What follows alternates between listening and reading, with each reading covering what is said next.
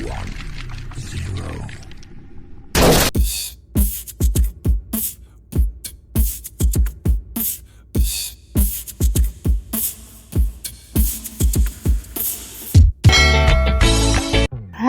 assalamualaikum warahmatullahi wabarakatuh. Selamat pagi, apa kabar ayah, bunda, dan anak-anak semuanya?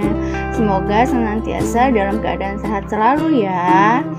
Nah, masih mengingat kondisi di daerah kita saat ini masih pandemi virus COVID-19, maka kita masih melaksanakan PJJ ya, pembelajaran jarak jauh.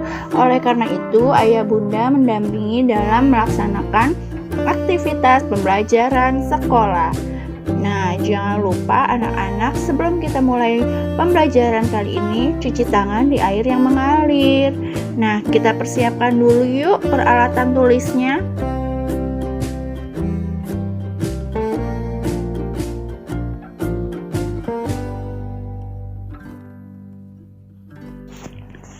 Apakah kamu masih ingat cara bermain lompat katak menggunakan bola kecil? Nah, pembelajaran kemarin sudah ya anak-anak ya, bermain lompat katak menggunakan bola kecil.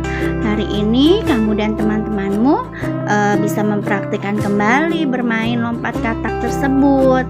Nah, kita lihat yuk video teman-teman kita yang sudah melakukan lompat katak. Nah, sambil dilihat ya teman kita, lalu diskusikan kembali strategi apa nih yang kamu terapkan agar dapat melakukan permainan dengan baik secara berkelompok ya.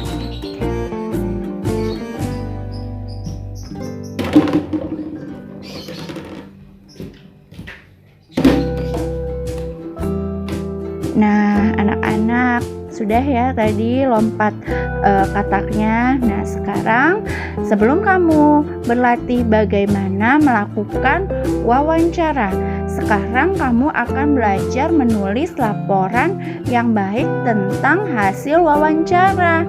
Nah, yuk kita berdiskusi di rumah bersama ayah bundamu ya. Sebelumnya kamu telah belajar bagaimana membuat pertanyaan yang baik untuk wawancara. Kamu juga telah menyortir pertanyaan, berlatih melakukan wawancara dengan temanmu ya, dan mengetahui sikap dan keterampilan dalam melakukan wawancara. Nah, kamu bisa mendengarkan nih format menulis laporan hasil wawancara. Nah, format menulis laporan hasil wawancara yang pertama, latar belakang, menuliskan alasan melakukan wawancara. Nih contohnya, kami siswa kelas 4 mendapat tugas untuk melakukan wawancara tentang tumbuhan dan hewan kepada masyarakat di sekitar tempat tinggal kami. Lalu yang kedua, maksud dan tujuan. Menulis maksud dan tujuan dilakukan wawancara. Contohnya, tujuan dari kegiatan ini adalah menggali informasi lebih lanjut.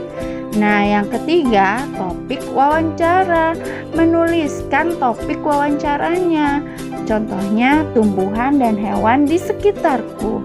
Yang keempat, waktu dan tempat kegiatan juga ditulis nih anak-anak. Contohnya, wawancara ini dilaksanakan pada hari atau tanggal 19 November 2016. Waktunya pukul 8 sampai dengan 9. Tempatnya Kampung Mekarjaya. Yang kelima, tuliskan juga laporan hasil wawancara. Menuliskan narasumber pewawancara dan hasil wawancara. Contohnya, misalnya narasumber Bapak Kurniawan, pewawancara Lani, pewawancara Lani. Hasil wawancara pada hari Sabtu 19 November 2016 pada pukul 8 sampai 9 saya melakukan wawancara kepada Bapak Kurniawan tentang tumbuhan di sekitar tempat tinggalku. Lalu yang keenam, kamu kesimpulan deh, buat simpulan tentang yang telah kamu amati tadi. Nah, Melestarikan hewan langka yang terancam punah merupakan kewajiban bersama nih. Anak-anak, kita diskusikan ya. Sebelumnya kamu kan telah mengetahui nih tentang hak dan kewajiban terhadap hewan yang ada di sekitar kita. Kita perlu menjaga keseimbangan dan kelestarian hewan-hewan tersebut untuk kelangsungan kehidupan di muka bumi. Nah, nanti anak-anak bisa tulis apa saja tuh yang kamu ketahui tentang hewan langka tersebut ya. Nah, ini presentasi hasil yang telah kamu tulis dalam kelompok. Contohnya, dengerin ibu ya. Lestarikan hewan langka. Pelestarian hewan langka bertujuan agar hewan tersebut tidak mengalami kepunahan ya anak-anak. Pelestarian hewan sangat bermanfaat untuk kelangsungan hidup manusia.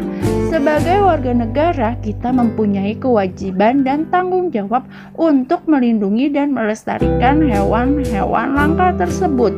Beberapa upaya yang bisa dilakukan untuk menjaga hewan langka antara lain: 1. Melakukan penangkaran hewan langka. Yang kedua, mendirikan tempat-tempat perlindungan hewan langka, misalnya Suaka Marga Satwa, Cagar Alam, kebun binatang, dan taman nasional. Dengan melindungi hewan langka, kita dapat pertama menjaga keseimbangan ekosistem agar kehidupan di muka bumi tetap berjalan dengan baik. Yang kedua, melestarikan keanekaragaman hayati yang bermanfaat bagi ilmu pengetahuan dan masyarakat. Lalu yang ketiga, memenuhi kebutuhan masyarakat, misalnya untuk bahan, pangan, serta obat-obatan. Nah, sampai situ dulu ya pembelajaran kita hari ini. Nanti anak-anak bisa tuh menjawab pertanyaan-pertanyaan yang ada di buku. Terima kasih.